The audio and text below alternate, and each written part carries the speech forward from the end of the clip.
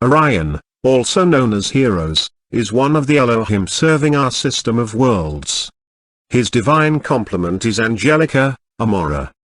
I am Orion, Elohim of love, that divine love which has caused to come into being every sun and galaxy in the universe, every star and every planet, every form, from the great solar galaxy to the tiniest elemental and atom belonging to this planet. Divine love is a positive and not a negative quality. I come into the atmosphere of Earth this morning on the wings of divine love, bringing with me the concentrated flame of that love. This flame has been the magnetic cohesive power which drew into being the earth upon which your feet stand, the very physical bodies in which you presently function, and every other manifestation which appears here. Every form which you enjoy is a part of my being, held together by the flame of my love, for if divine love, which is cohesion, were to cease to be, all in the universe would return to the unformed and become again part of primal life. This morning I bring into the atmosphere of Earth the fullness of that pink flame and ray individually for you.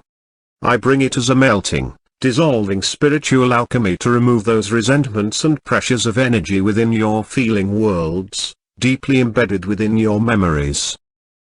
These pressures are caused by the records of many unhappy experiences of the past which have formed wounds and scars within your etheric bodies.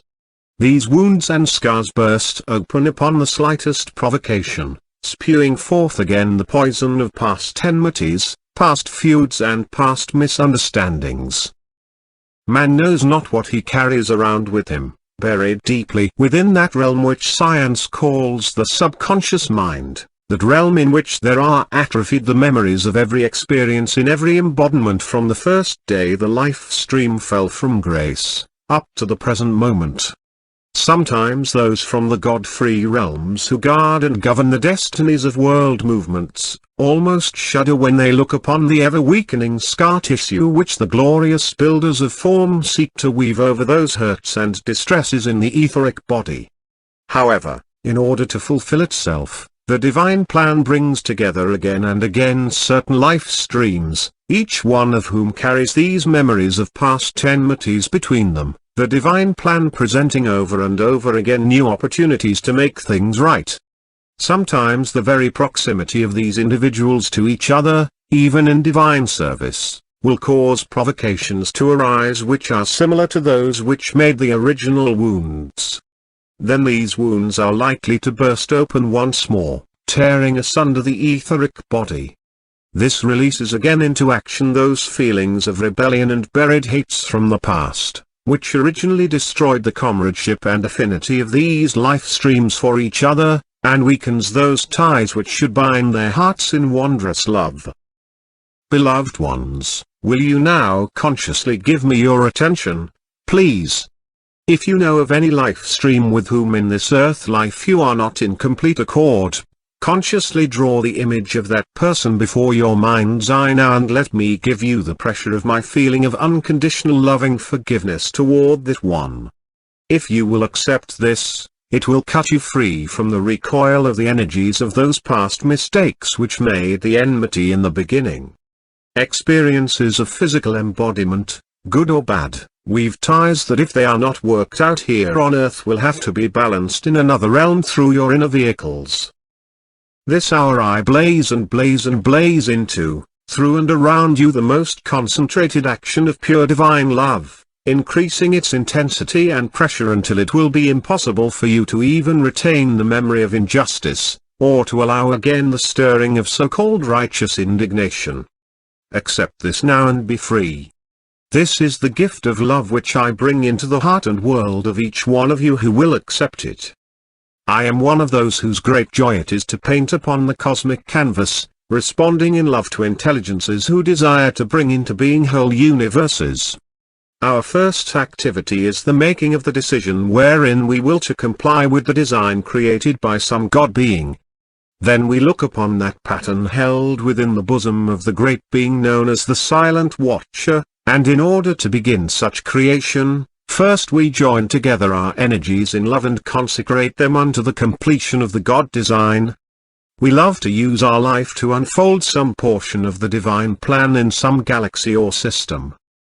The great godparents themselves designed a system with their own hearts and consciousnesses, a series of potential planets, each to provide habitation for the evolutions which were to come forth thereon. These godparents created that entire design in love. Why did they do this? You have been told that God divided the rays in order to have something to love. He gave intelligent consciousness to you so that you might share the joy of creation. When Helios and Vesta had completed that design, it was love in the heart of the great silent watcher that answered their call and brought her before them. Then the silent watcher accepted into her bosom their divine design for this particular system. She held it within herself exactly as she received it from them, until such time as the Elohim gathered around her, looking upon the divine plan of this creation which she held. For this gigantic task the beloved Helios and Vesta summoned to their assistance the 7 mighty Elohim. First the mighty fiat of Hercules went forth to those of us who work as one body. Said he, a new system is to be born, a new set of godparents has chosen to create a series of planets. I am called upon to give the decision as to whether or not the 7 Elohim will choose to cooperate with the manifesting of this plan. Do you, my beloved associates, choose to be a part of this creation? In answer each one of us rushed forth in love, grateful for the opportunity to serve. Each of us said I will. As spokesman for us all, Hercules then preceded us to the thrones of Helios and Vesta and announcing our decision said, Beloved godparents, we will to create your system for you. What now is your design? It was love which enabled us to have the courtesy to accept the design of those beings, rather than to project our own. Then, in their great wisdom and light Helios and Vesta asked the great Elohim Cassiope to pass his golden flame through the body of the silent watcher and reveal the magnificent divine pattern for this solar system.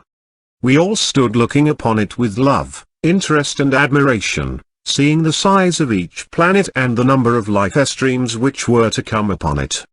In love we looked upon the hope of the godparents of this system. Then in the activity of Myrae began our service of creation.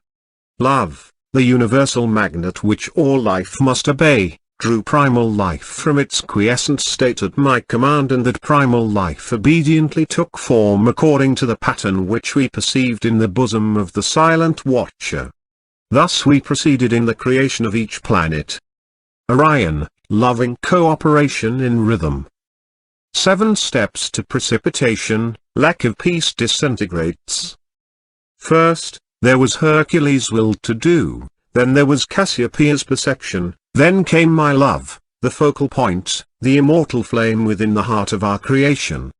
Then came the activity of the Elohim of purity, holding true to the original divine design so that, even unconsciously, there might not be imposed upon this pattern some change of form coming from some other galaxy which we were completing at other hours of the same day. This beloved Elohim held to the purity and symmetry of the divine design in courtesy to the great beings who chose to bring it forth. Not one of us would presume to enter upon the creation of the planets of the system if, in illumined obedience, we were not willing to follow the design of those who drew it forth. Then came the concentration of energy by the mighty Cyclope, or Vesta, so that all the elementals, angels and builders of form could coalesce their energies and talents around one planet at a time when that one was being drawn forth into form. This concentration of the mighty Cyclope was so important, staying with the divine plan for the creation of each planet, so that when the Manu of the first root race was ready and his people were ready to take embodiment, we had not dissipated our energies in creating something which was more pleasing to ourselves. Besides, in following the divine plan given to us, it enabled us to have planets ready on time. Then, as the radiation and power of the mighty Cyclope increased, we drew the activity of Arcturus, the rhythm of the outpouring of each of us. This is one of the most important factors in creation, for rhythm provides nourishment for the form. In your physical bodies, The rhythm of your heartbeat and that of your breath determines the efficiency of the physical form you wear. In your own precipitation, the rhythm which you establish will determine the symmetry, beauty, accuracy, efficiency and general perfection of your manifest design.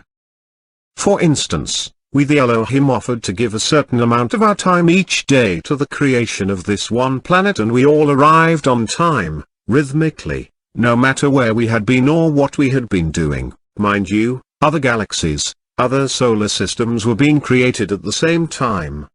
Perhaps we had better explain that we do not use days in the same sense as you do here. We use the words days and hours because we must have some measure of expression which you will understand in order to be able to convey to your minds a rhythm of application. Our seven flames fed our infant planet, breathing into it the cosmic application of creation. The mighty devas who govern the building of form also came in rhythm and gave their service. The angelic host came and gave their service rhythmically too. The directors of the elemental kingdom and the elementals themselves also worked in rhythm with Arcturus, the great and mighty Elohim of the seventh ray. Here again there is the inversion of the action of the sixth and seventh rays in the Elohimic activities, so far as the building of planets is concerned. Here the seventh ray precedes the sixth. The reason for this is that the rhythm of building is a part of the service of the seventh ray in order to permit the coalescence of universal light into form. The sixth ray is the solidifying of the perfect design. This now takes seventh place, so that when the Earth was completed, as it first began its own revolutions upon its axis, the music of the spheres began to pour forth from that planet.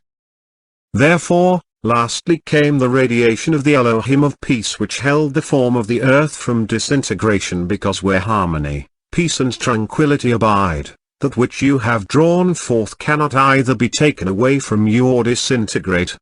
Just as you shall lack certain things to preserve them against rust and decay, so does the activity of the Elohim of peace enfold and seal all creations in the entire planetary scheme, brought forth by the Elohim for the period of existence, designed for that creation by the divine plan held in the mind of the universal first cause. Again came the importance of rhythm as the beloved Amaryllis brought springtime to our earth successively for 900 years. Only then was our planet ready for habitation. In this same manner, we proceeded with the creation of the other planets of this system. These are the 7 steps to precipitation used by the Elohim and builders of form on a cosmic scale. You and every individual who desires to become master of the creation of form must also learn to use these same 7 steps. First, you must will to do. You must make a decision in your heart, mind and spirit. A decision based upon prayerful thought and application, so that you are sure it is the right decision and that your feelings concerning it are enthusiastic about bringing it forth. Second, after you will to do, take the time to call into action the flame of mighty Cassiopeia to give you its perception, the perfectly clear picture of what you want to do and the directions as to how best to bring it forth, to qualify the abstract idea so that your form is something of benefit to life. Third, love your manifestation into form.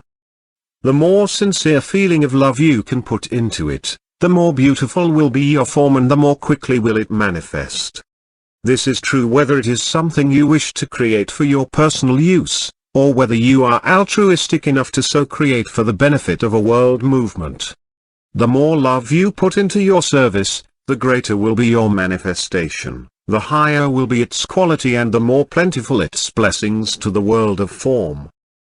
Fourth, then be sure to hold firmly to the original divine design. In as much humility and selflessness as possible, hold to the purity of the pattern which you have received from God, and do not attempt to constantly change it with every passing whim. Fifth, next comes the power of concentration, following through with one thing at a time, staying with it until it is wholly completed. It is better to do one thing well than to do 100 things imperfectly. Your phrase "Jack of all trades and master of none" refers to this wavering consciousness. Do not allow fear and doubt or ridicule of the outer world to make you feel that it cannot be done. When a mental picture is flashed to your mind and you deliberately call it forth again, you begin to draw forth the reality of that picture. Your fundaments, given to you for your use years ago by the Ascended Master Saint Germain, gave you this instruction. For instance, if you want financial freedom, hold to that idea and see that substance visible and tangible in your hands and use now. If you want youth in your bodies so that they do not show age, and if you want freedom from certain limitations of mind and the flesh body, greater freedom to serve this cause, get the definite picture of just what you do want and stay with that one idea until you have brought it forth into outer physical manifestation. Let there be no ifs or buts in your consciousness and your universe concerning it. When that which you have conceived and willed to bring forth hurts no man or any part of life, it will be a blessing to the universe.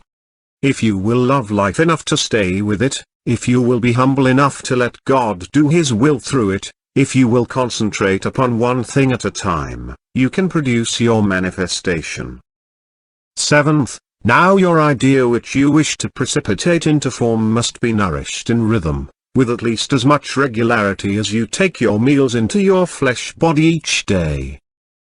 6th, last but not least, when your manifestation finally appears in the purity of form in which you have desired and designed it, you must hold the peace and harmony of feeling which seals your entire creation in divine protection. When these 7 steps have been completed according to this divine pattern, you will see and know that the creative powers of the Elohim are universal and can be used by anyone at will. You know, there was no such thing as disease, decay, disintegration or fermentation before mankind lost their feelings of harmony. Rust, old, everything that is unpleasant even in the nature kingdom, has appeared because the quality of the Elohim of peace is not manifest in the form which has been created. Look at the magnificent homes, temples and cities which have come forth in the past from the minds and energies of man, creations which have crumbled into decay today.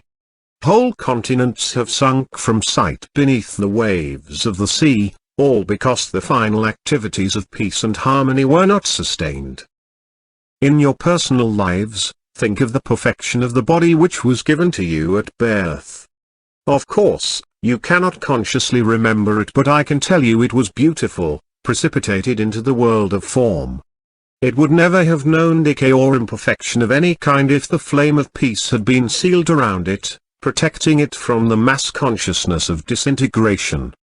The activity of disintegration is as far from that of etherealization as darkness is from light. Etherealization of form is a part of the divine plan of the universe. Every ascended master or cosmic being, every God intelligence on any star or system, when wielding the powers of precipitation, deliberately wills the length of time through which any form of manifestation shall endure. Then at his conscious direction, when that form has served its divine purpose for being, it is harmoniously and beautifully returned to the unformed without any marks of disintegration, such as odor or appearances of imperfection. This etherealization is done beautifully to music, and the substance which has thus served is given a definite blessing by the being who originally drew it forth. Decaying bodies and molding form are the records on the book of life of Inamani. Now, as the beloved ascended Master El Morya chooses to build a new activity which will be the heart of the world movement to make our Earth Freedom's star, I tell you truly today that the greatest wisdom, the strongest will, the most powerful application will not sustain and expand that new activity unless the feelings of divine love, peace, and tranquility are held uninterrupted by those who love these qualities more than they love having their own way. From the time of the fall of man, many, many magnificent civilizations have come into being and returned to nothingness because of the lack of sustained harmony and peace. Hundreds and thousands of times all through the ages you have drawn forth one physical body after another, only to have them periodically disintegrate into formlessness after they had served you for a time, all because of the lack of sustained harmony in your feelings and the feelings of those about you. Now I think perhaps I am projecting myself into the discourse of the Elohim of peace, and I should give him the courtesy of allowing him to describe his own activities in the universe. However, since he is such a mild and harmonious one, methinks he would not be as vehement in his plea for sustained harmony as I have been here. Perhaps I shock you with my fiery insistence upon sustained harmony, for you would not ordinarily expect this from the Elohim of love.